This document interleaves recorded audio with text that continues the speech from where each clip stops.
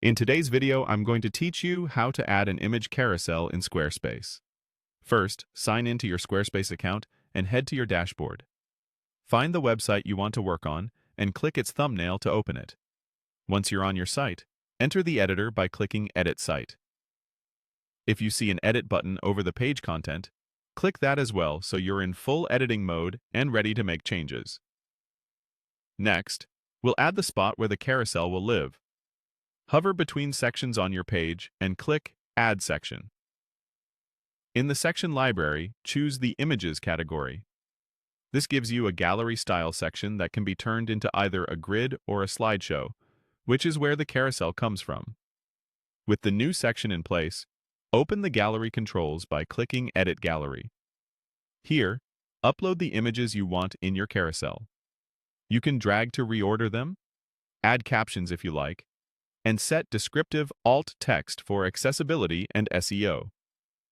For the cleanest result, use images with consistent orientation and similar aspect ratios, and keep file sizes optimized so the carousel loads quickly. When your images look good, close the gallery panel to return to the section. Now, let's choose the layout. Click Edit Section to open the layout options. Squarespace lets you preview styles instantly, so click through them to see what fits. Try Grid.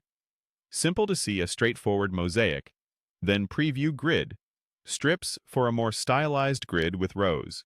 If you click a style and want to be sure it's applied, click it again to confirm. For a true carousel, switch over to the slideshow styles. Click Slideshow.